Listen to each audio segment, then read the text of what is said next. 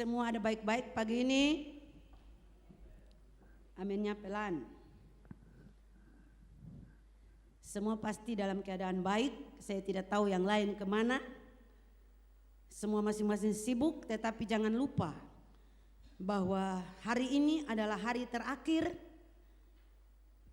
di dalam tahun berjalan, di mana kita ibadah raya pagi. Dan hanya tunggu waktu beberapa jam saja kita akan mengakhiri tahun 2023. Dan ini memberikan sesuatu yang seharusnya kita mensyukuri kebesaran Tuhan, kasih setia Tuhan yang begitu luar biasa buat kita semua. Yang walaupun kita sadar sungguh bahwa hidup ini tidak mudah. Namun satu hal yang harus kita syukuri kepada Tuhan, artinya bahwa sampai hari ini kita masih berdiri di sini. Amin. Saudara tahu dalam bulan Desember ini sudah berapa banyak ambulans yang lewat menuju ke sana, menuju ke sana, menuju ke sana. Ini belum menuju ke sana, ini menuju ke arah sana. Sudah berapa banyak.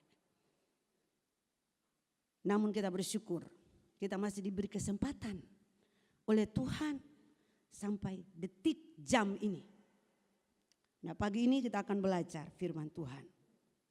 Saya berharap kita semua fokus dengar firman Tuhan secara baik, supaya firman Tuhan itu bertumbuh dalam hidup kita.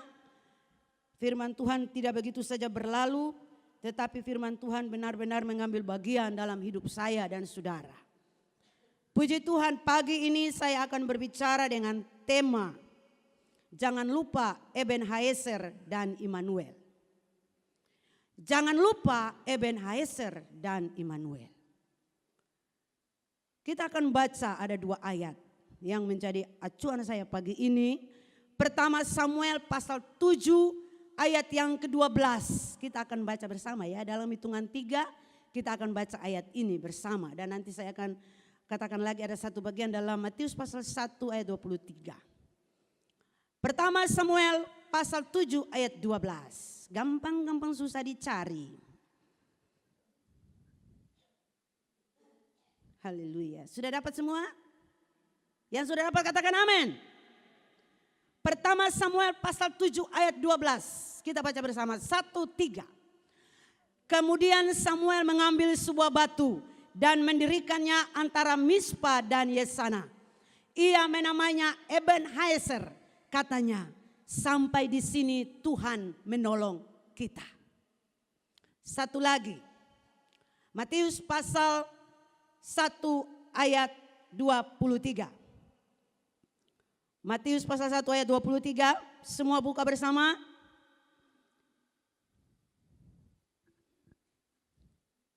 Dalam hitungan 3 kita baca. 1, 3. Sesungguhnya anak darah itu akan mengandung dan melahirkan seorang anak laki-laki, dan mereka akan menamakan dia Immanuel, yang berarti Allah menyertai kita. Katakan amin. Haleluya. Jangan lupa Ebenezer dan Immanuel. Kalau kita telusuri secara singkat saja tentang latar belakang dari bangsa Israel, bagaimana kehidupan mereka yang sesungguhnya menjadi umat kepunyaan Allah sendiri yang Allah pilih secara khusus bagi mereka. Dan kehadiran Allah itu sangat-sangat luar biasa.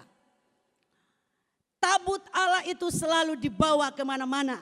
Ketika mereka ada dalam peperangan, ketika mereka ada di perjalanan panjang, ketika mereka ada dalam situasi apapun, tabut Allah atau tabut perjanjian selalu dibawa. Dan ketika tabut itu dibawa, kemenangan akan tetap menjadi bagian bangsa Israel. Dan kalau kita baca kisah dari pertama Samuel pasal 7, kita temukan di sana 20 tahun lamanya tabut Allah itu terpisah dari bangsa ini.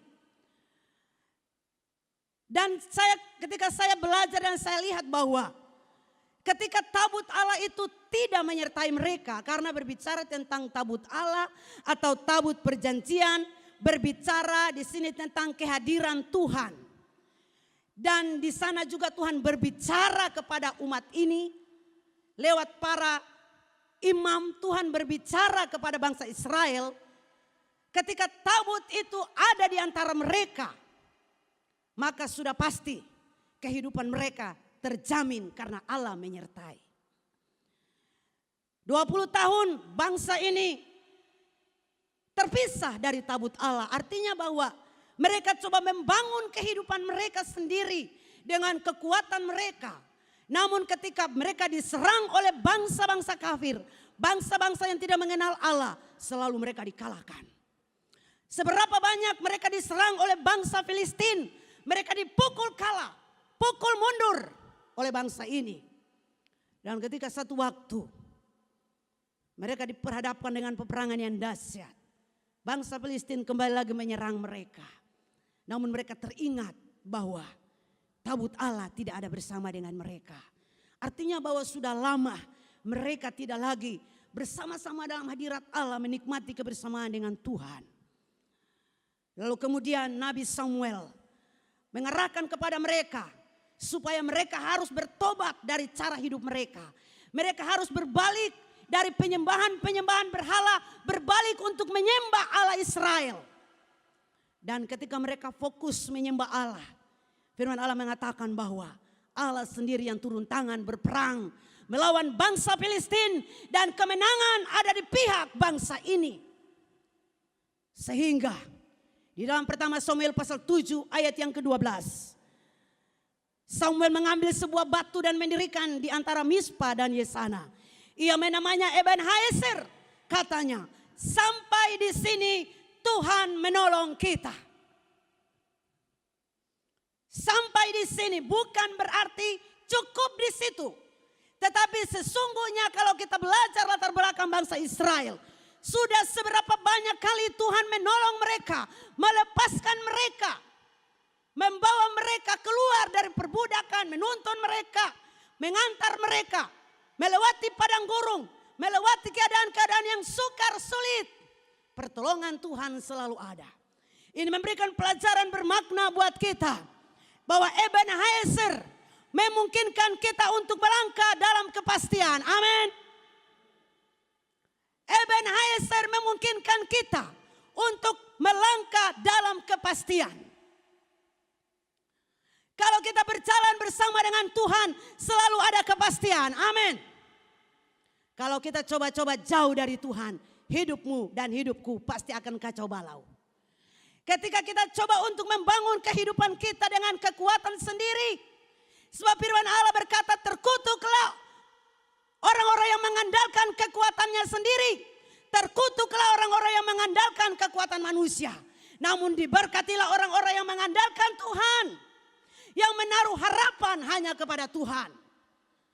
Ketika kita menaruh harapan kepada Tuhan, kita tahu persis bahwa pertolongan Tuhan akan selalu menjadi bagian hidup saya dan saudara. Sudah seberapa banyak kali kita menangis dalam tahun ini.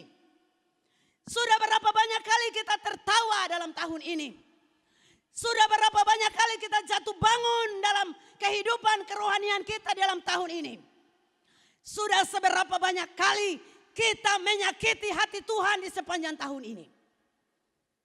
Ini adalah hari-hari di mana, detik-detik di mana kita mengoreksi kehidupan kita secara pribadi. Apakah ketika kita menangis, kita ada dalam tekanan, kita masih berseru memanggil Tuhan? Apakah ketika kita ada dalam kesenangan, dalam kelimpahan, kita masih bisa berkata, Tuhan, terima kasih karena Engkau ada menolongku sampai detik ini? Saudara, kalau kita masih ada sampai hari ini, luar biasa Tuhan bagi kita. Coba renungkan beberapa detik. Kalau Tuhan lepas tangan dari kita, apa yang akan terjadi? Sudah seberapa banyak kali mungkin kita nyaris seperti telur di ujung tanduk. Tetapi seberapa banyak kali Tuhan mengangkat kita, Tuhan menopang kita. Sudah seberapa banyak kali ketika kita ada dalam lembah-lembah kekelaman, Tuhan menuntun kita, menghibur kita, menguatkan kita. Berapa banyak kali ketika kita sakit, Tuhan menyembuhkan kita. Apakah kita tidak bisa mensyukuri semuanya? Saya tahu, saya yakin bahwa sepanjang tahun ini tidak semua di antara kita sehat-sehat dan baik-baik saja. Kita melewati hari-hari ini dengan begitu banyak tantangan. Kita melewati hari-hari ini dengan begitu banyak tekanan. Tekanan itu datang dari mana saja. Dari komunitas, persekutuan, gereja, dari luar lingkungan, masyarakat. Bahkan orang-orang yang paling dekat dengan kita sekalipun.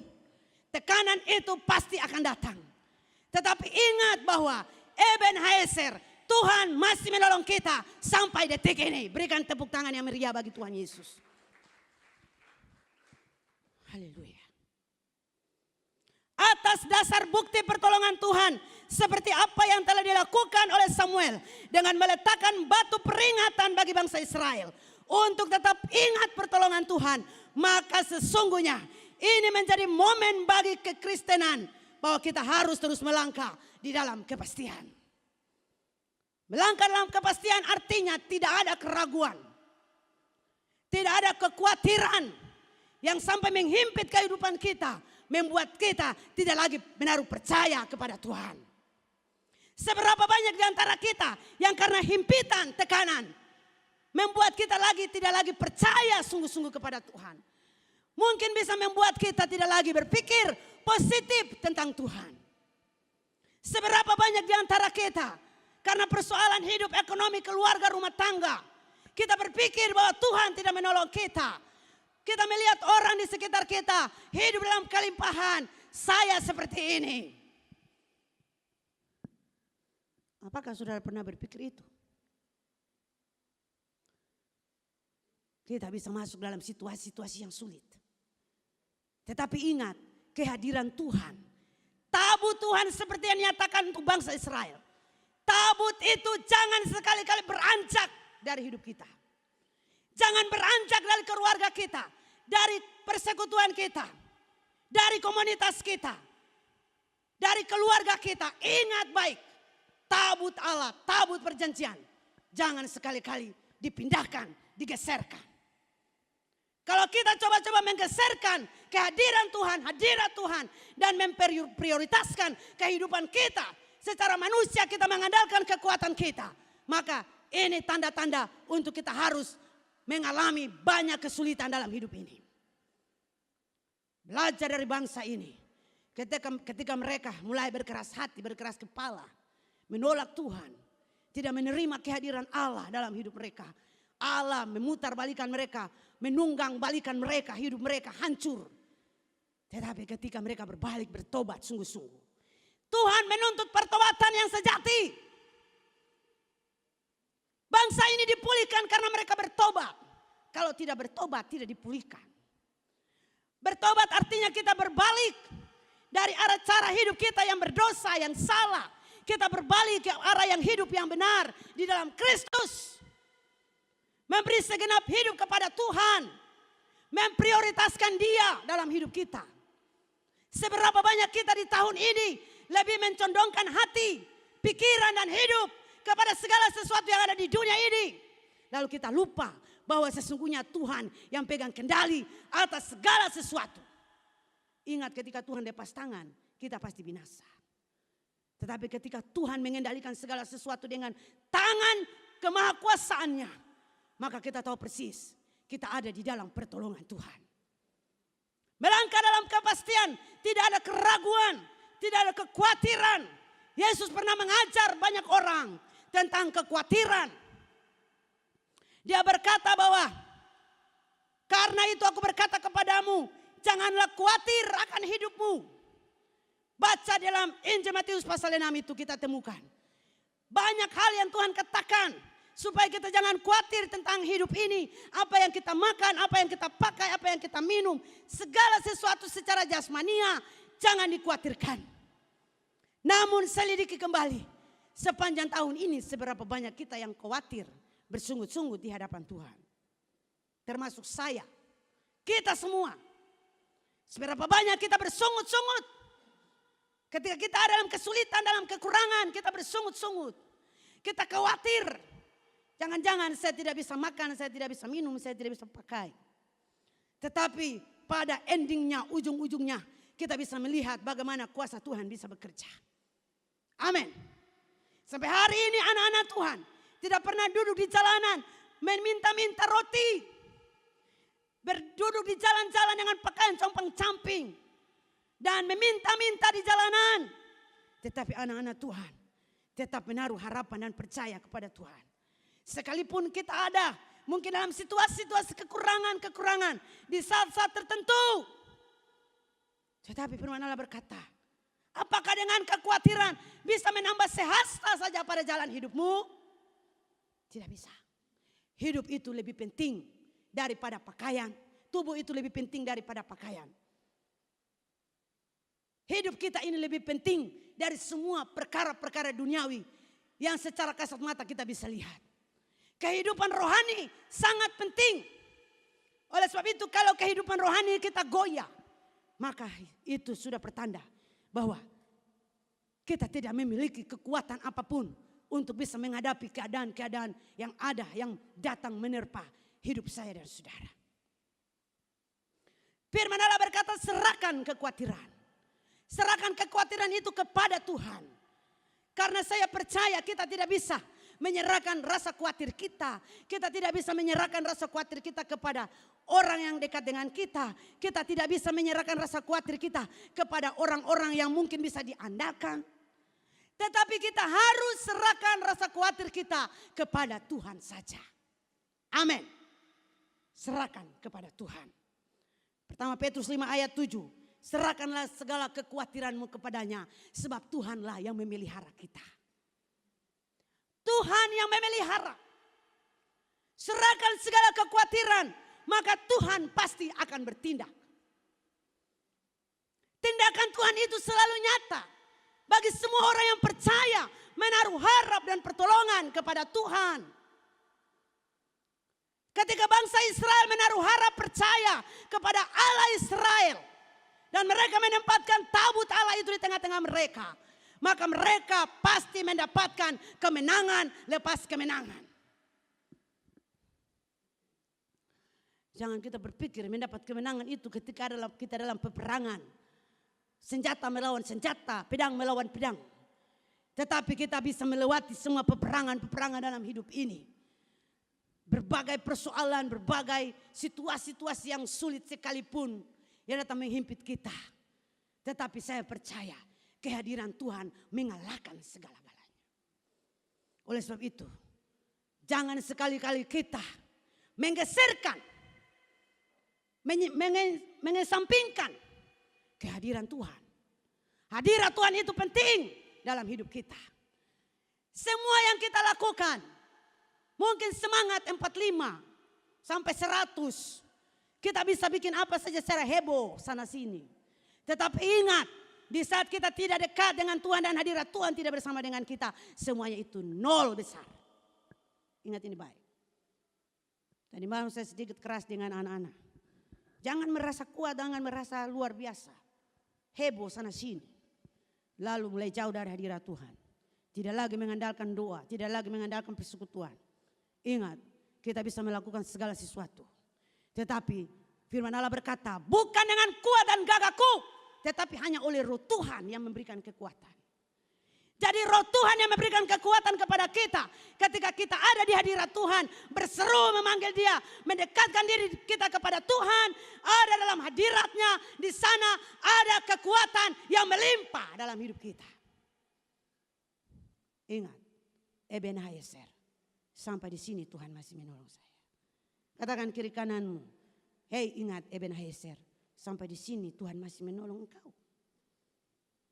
Jangan rasa diri badan kamu badan besar, kuat hebat, banyak doi, punya semuanya, lalu bilang itu kuat dan gagahku. Saya tidak lagi perlu pertolongan Tuhan. Perlu pertolongan Tuhan. Katakan kepada diri, saya perlu pertolongan Tuhan.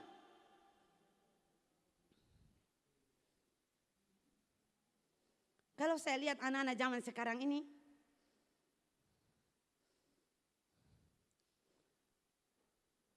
Saya berpikir ini 10 tahun, 20 tahun ke depan.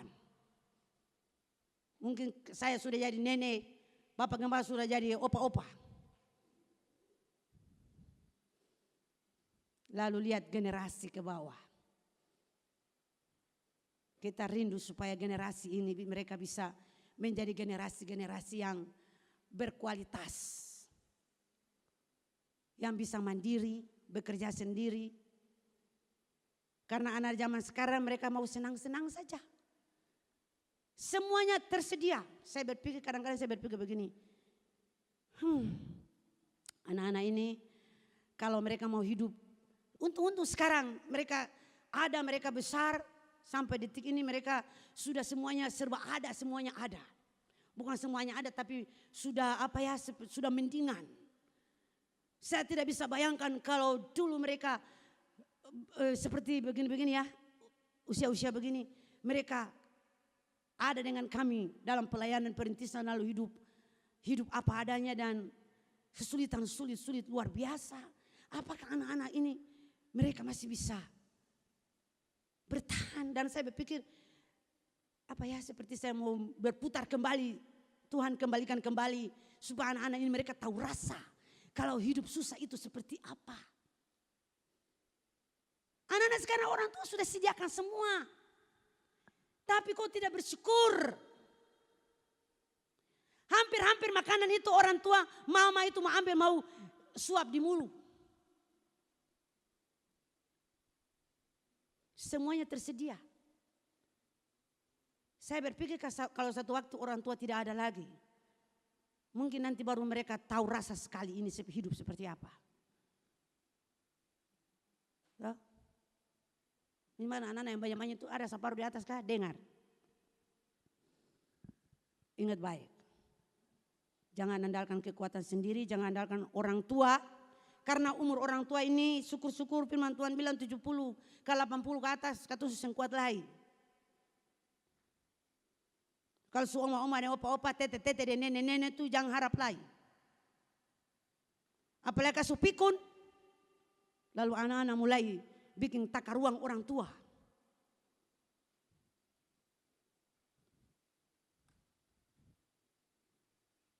Halo, jangan tunduk muka kasiang-kasiang.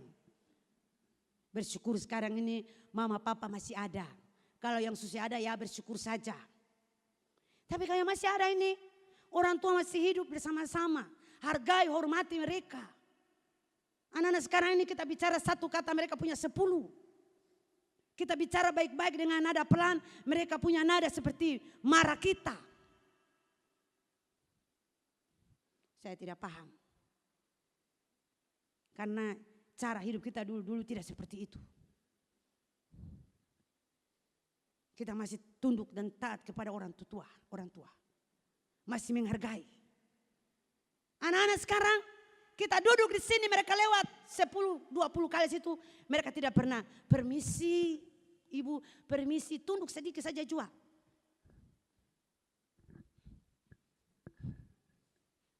Itu anak-anak zaman sekarang. Selamat pagi ibu, permisi, selamat siang bapak. Sulit, jarang-jarang kita temukan. Ini sudah zaman edan. Bukan Eden lagi, edan. Anak-anak yang hidup di dalam kemewahan bahkan kemajuan teknologi. Tetapi sungguh-sungguh rapuh. Di dalam etika dan segala macam itu rapuh. Saya mau bilang. Tapi belajar dari orang tua. Yang mungkin secara teknologi. Kalau suruh mereka ketik 1-2 kata di WA mungkin mereka tidak tahu. Mau video call seperti apa. Apalagi sampai Facebook. Bersyukur kalau oma-oma yang masih standby dengan Facebook. Mereka luar biasa. Saya juga kalah dengan mama saya yang ada di belakang sana. Beliau setiap hari dengan Facebook. Itulah kesenangan orang tua, biarkan saja kan. Mereka sudah hari tua. Tidak ada punya pendamping lagi, sudah ibu janda. Biarkan saja mereka bersenang dengan cara mereka. Ibu-ibu janda, kalau ada HP jangan tado-tado dengan akang. Tidak ada yang larang saudara. Kalau di rumah tidak ada televisi kan, ya kembali ke HP. Jadi sekali lagi ingat baik. Bahwa dalam keadaan dan situasi apapun. Jangan sekali-kali kita tinggalkan dan geserkan hadirat Tuhan. Amin. Katakan kiri kanan, jangan sekali-kali geserkan hadirat Tuhan.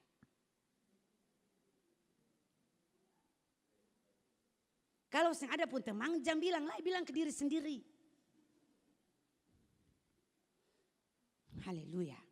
Ebenezer, sampai di sini Tuhan menolong kita.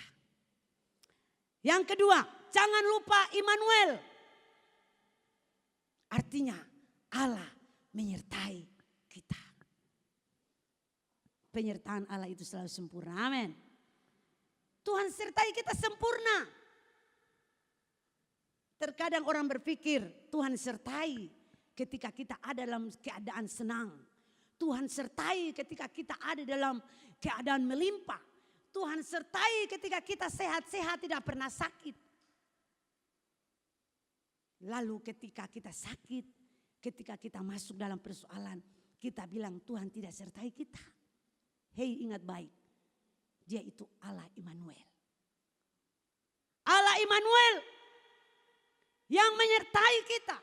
Bayangkan saudara, dari masa pemerintahan Raja Ahaz ketika Yesaya menulis tentang anak darah akan melahirkan seorang anak laki-laki dan menamai dia Immanuel. Sampai 700 tahun baru sesudah itu Matius mencatat. Sesungguhnya anak darah itu akan mengandung dan melahirkan seorang anak laki-laki. Dan mereka akan menamai dia Immanuel. Allah menyertai.